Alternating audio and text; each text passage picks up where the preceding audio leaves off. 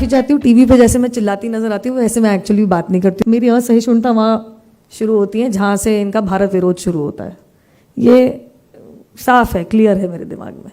सबसे पहले आपने हमारे मंदिर को गाली देनी शुरू करी, फिर आपने कहा कि इस धर्म के लोगों ने दुष्कर्म किया है।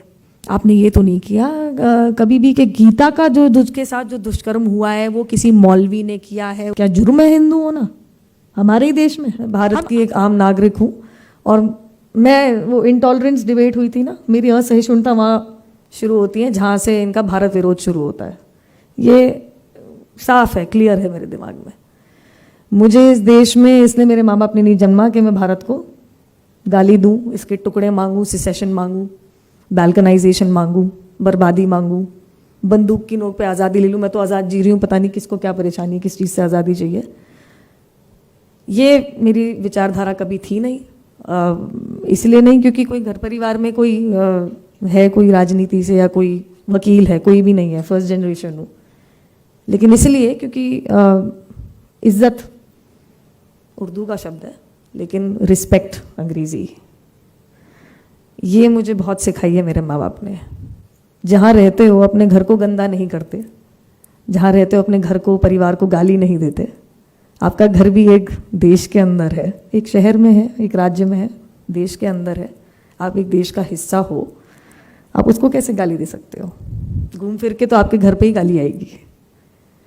अपने घर की बर्बादी कोई चाहता है या मांगता है? कोई नहीं मांगता। तो आप देश की बर्बादी कैसे मांग रहे हो? ये कॉन्सेप्ट जो शुरू हुआ है, ये बहुत आगे जाने की ज़रूरत और पीछे जाने की ज़रूरत नहीं है। ये कॉन्सेप्ट सिर्फ हमारी संस्कृति की रूट के ऊपर अटैक है। और मजे की बात ये है कि आज ये हमें बता रहे हैं कि देश में तो भैया डेमोक्रेसी खतरे में है। एक आतंकवादी को फांसी लगने वाली होती है तो वो सर्वोच्च न्यायालय को 12 बजे उठाते हैं। अभी कर्नाटका चुनाव हुआ, ऐसी कौन, माफी चाहती हूँ मेरी भाषा के लिए, ऐसी कौन किसकी भैंस खोल रहा था भैया कि सुबह 2:30 बजे तुमने सुप्रीम कोर्ट को बिठा दिया? आतंकवादी मर जाएगा तो इंडिया की क्लास चली जाएगी। आतंकवादी 100-200 लोग मार दिए होंगे, बट वो मर गया तो विदेश में हम कैसे दिखाएंगे कि हमें अंग्रेजी आती है? ह्यूमन राइट्स, बिग बिंदी।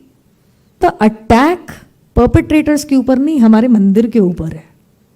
देवी स्थान में रेप कर दिया, क्यों बताने की जरूरत है तुम्हारे को ये? और अगर तुमने बताया क्योंकि तुम क्लासी हो, इंग्लिश में बोलते हो, यू नो, तो तुम वो वाला प्लैकार्ड कब लेके खड़े होगे कि एक 10 साल की गीता का एक मदरसे में रेप हुआ है सईबाबाद में? कब लेके खड़े होगे?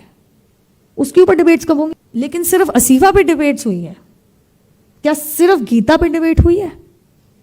और ये जो क्लासी लोग हैं ना, वो 10 साल के बच्चे के लिए कहते हैं गीता तो असल में हमारी भाभी थी।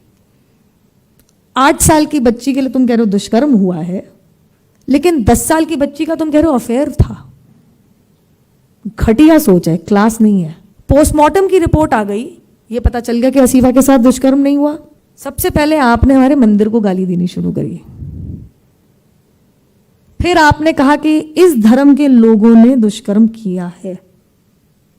आपने ये तो नहीं किया कभी भी कि गीता का जो के साथ जो दुष्कर्म हुआ है वो किसी मौलवी ने किया है, उसको 2 जुवेनाइल ल्योर करके लेके गए थे मदरसे के अंदर, तो ये उस धर्म की गलती है। आपने ये तो नहीं कहा, क्योंकि हम कहते हैं हम हिंदू हैं। क्या जुर्म है हिंदू होना हमारे ही देश में? हम आपसे कुछ नहीं कह रहे कि जुर्म है मुसलमान होना, जुर्म है क्रिश्चियन होना, जुर्म है सिख होना, हम तो नहीं कह रहे ये। तो आप कैसे कह रहे हैं कि भैया हिंदू होना जुर्म है?